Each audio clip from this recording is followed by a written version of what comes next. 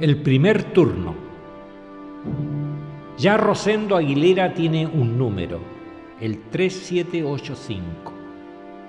Ha logrado trabajo en la abrumadora Pedro. Entre cientos de brazos que se ofrecen, el que dar es suerte. Y Rosendo ahora entiende otra forma de la felicidad. Larvas de amargura empezaban a despuntar en sus sienes. Largos días anduvo ocioso y anhelante a la deriva por la oficina, aguardando el momento en que por fin pudiera emplearse. De cualquier cosa, lo interesante no eran ni el puesto ni la remuneración. En esa febril atmósfera de esfuerzo, el contagio de la actividad se metía en el cuerpo como una ola desbaratadora y el ánimo declinaba horriblemente. Un mero número, el 3785, bastaba para devolver su júbilo. Con él dejó la incómoda situación del que busca para ser el que actúa, como todos, con sus gestos y sus fiebres, hasta con el derecho a desesperarse de la monotonía de los años paralelos e iguales. El orgullo aquí no poseía ninguna cabida. Rosendo Aguilera moría como tal para ser el 3785, simplemente. ¿Importaba aquello? En manera alguna.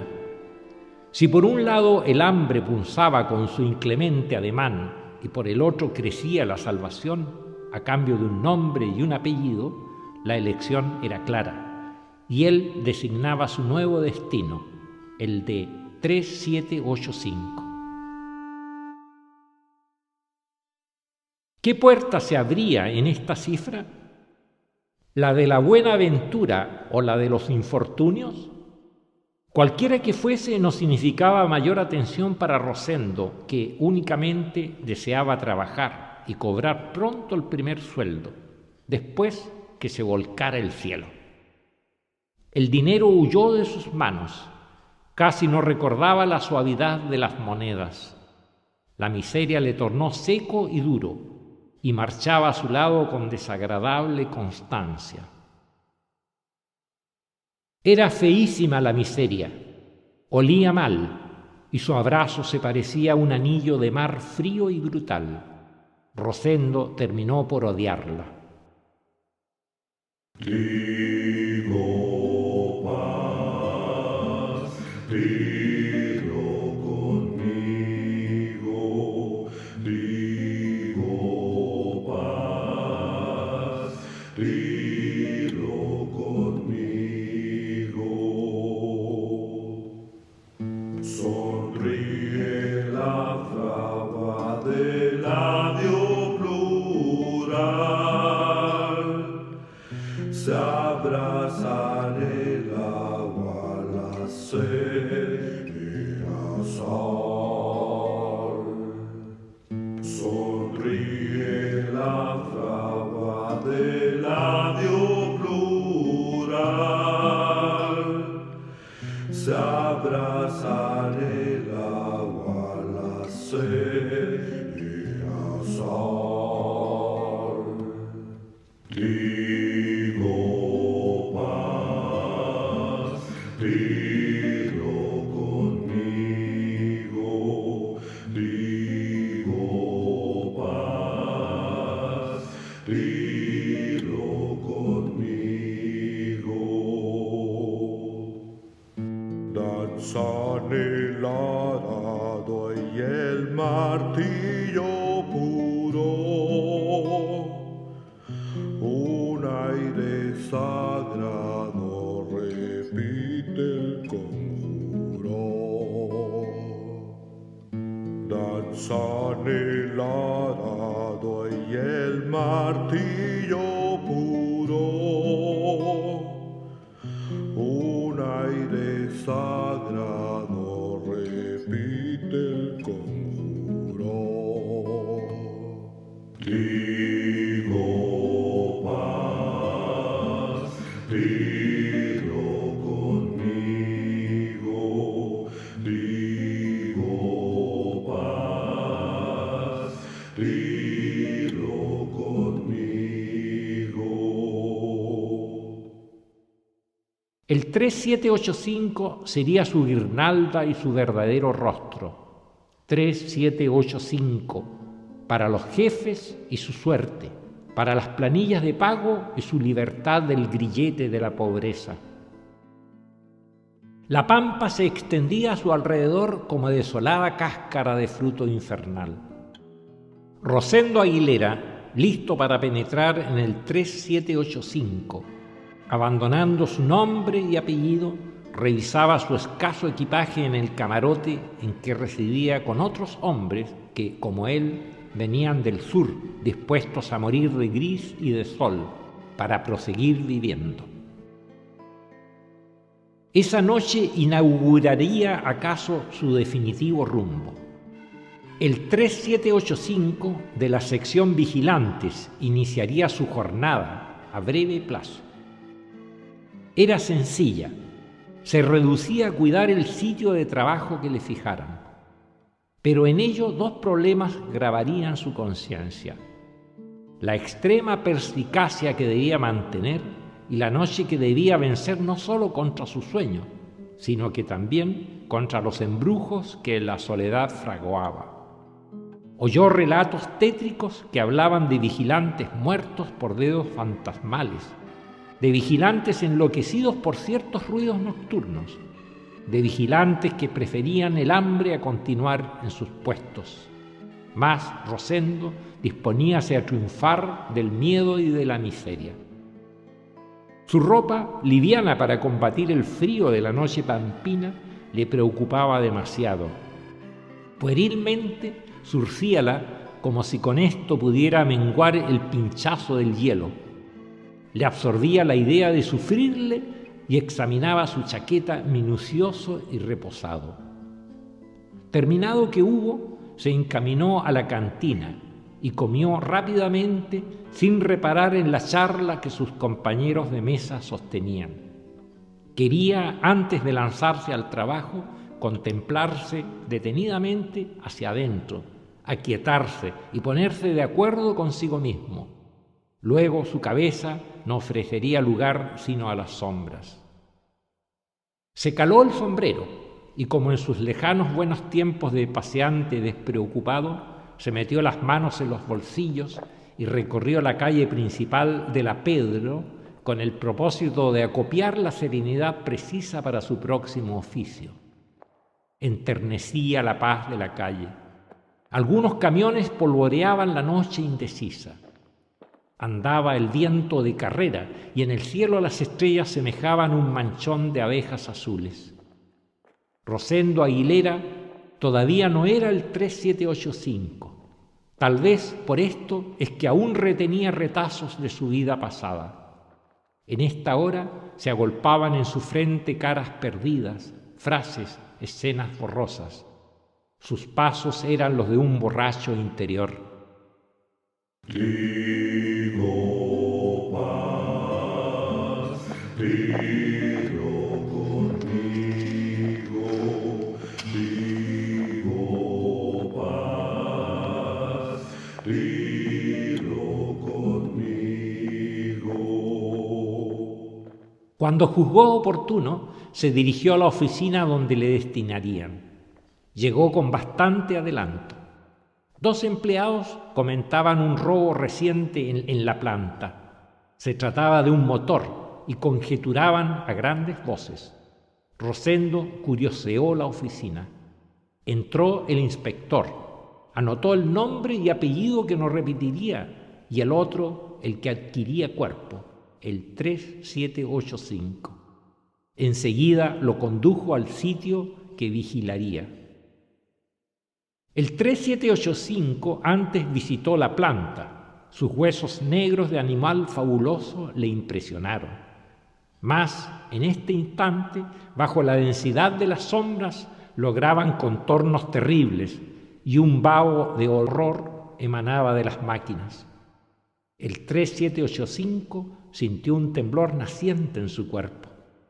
Era menester contenerse y reunió sus energías para el éxito de la primera batalla, la que acontecía en su propio corazón. Poco trajo para abrigarse, reprobó el inspector. No tengo más, respondió el 3785. El viento, acróbata loco, bailoteaba en los ángulos de las maquinarias. Veremos modo de hallar algunos gangollos para los pies, insinuó el inspector. No replicó el 3785. Sus ojos pretendían absorber la complicada geometría de la vasta selva de hierro por donde caminaban. Un edificio de varios pisos. Suben. En el cuarto ordena el inspector. Aquí, este es su puesto. No le quite los ojos a esta polea de goma y mucho cuidado con estas herramientas. En fin, mi amigo, controle desde aquella luz hasta aquel puente. ¿Entendido? Buenas noches. El 3785 apenas sí contestó. Comprendía su responsabilidad. Millones de pesos se confiaban en su mirada. Siguió con la vista al inspector. Una bocanada de sombras lo tapó. El postrero lazo que le amarraba a un ser como él, carne y hueso, se cortó. Quedaba a merced de la materia dura y de la oscuridad, del silencio peligroso y de su propia confianza. Sus ojos se dedicaron a identificar ese como país íntimo en que pasaría las noches, siendo un poco monarca en él y otro poco su esclavo. Ruedas inmóviles, marcos de fierro, poleas, brillos de grasa, motores adormecidos y soledad a horcajadas del silencio. Cauteloso, recorrió un trecho de su radio de custodia. Encontró en unas vigas varios sacos que le sirvieron providencialmente de abrigo. Encendió un cigarrillo y se acomodó. La luna ascendía con su faz de sonámbula y el tiempo se movía desganado.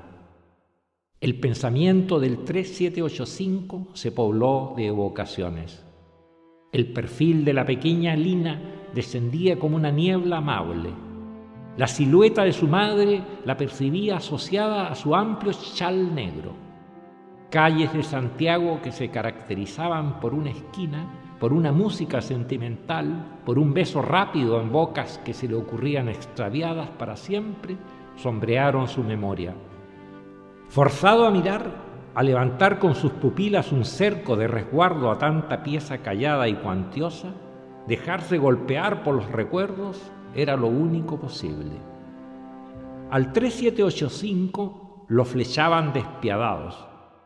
Él vino al norte para ganar dinero y casarse más tarde. En Santiago hervía la pobreza. Su amor por Lina exigía la aventura. Por ella soportaría este manicomio sórdido y nocturno en que el silencio era roto por un aullido de viento herido en las distancias.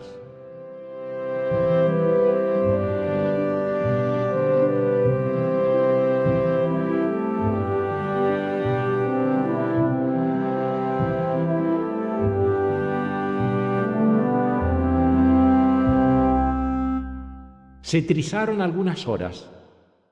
El 3785, habituado casi a su nuevo empleo, comprobaba que los temores se alejaban poco a poco de su cabeza. Cuando no lo esperaba, sonaron repetidos golpes. ¿Quién turbaría su sosiego? Se inquietó, pero la reflexión acudió en su ayuda. El fierro, que durante el día sufría un violento peso solar, se distendía en flujos del frío. Resonaban golpes uniformes, broncos, golpes que reventaban en diferentes lados y se repetían con extraño compás. El concierto sin batuta que acompañaría al 3785 por un buen espacio de noche.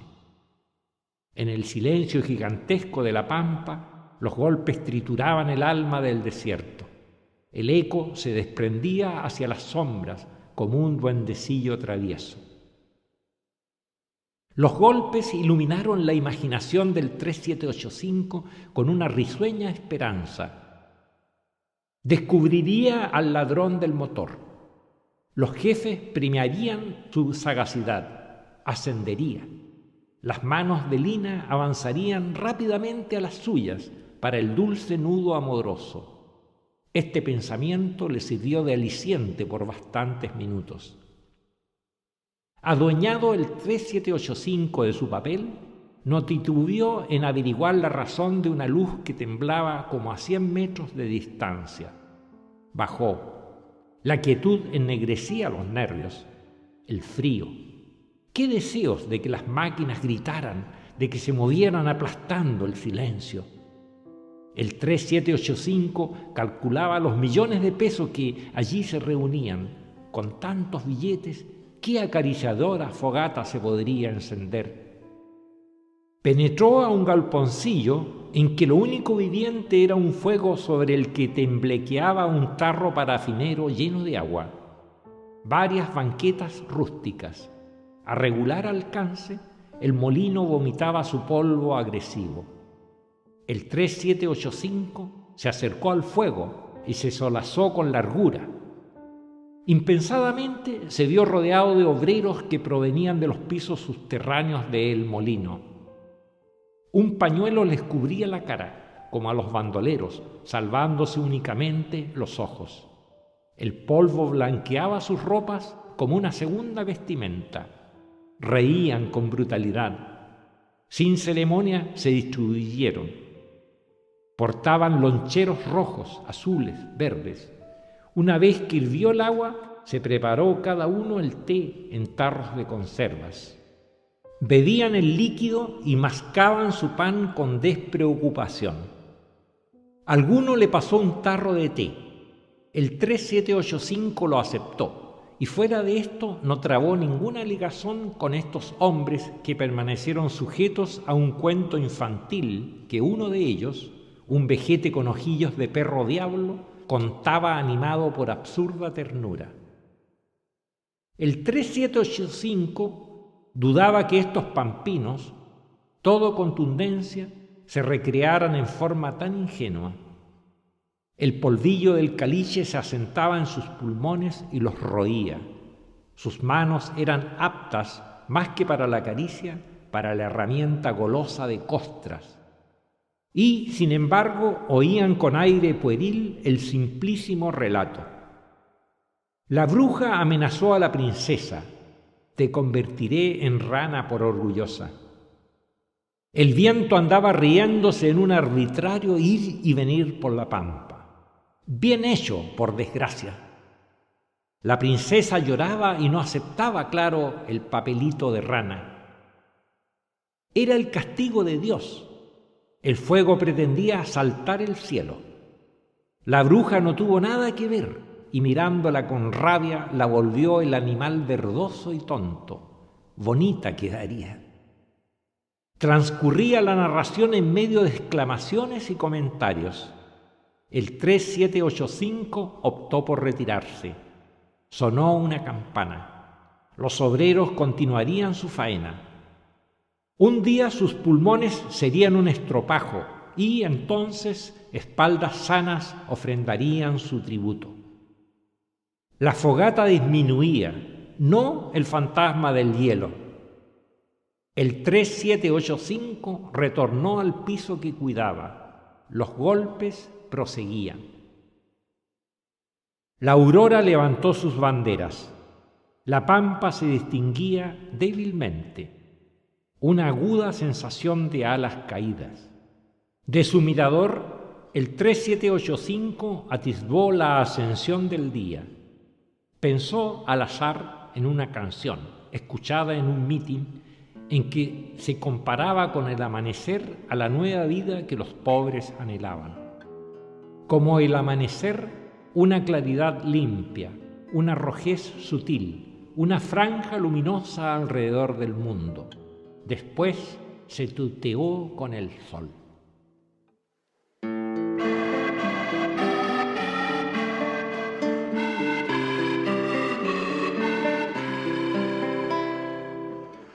Digo paz, dilo conmigo.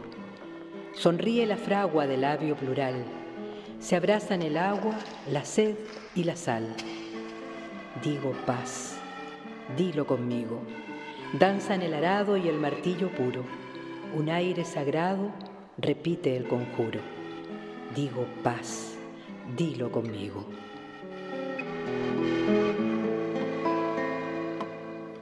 Digo paz, dilo conmigo, digo paz, dilo conmigo.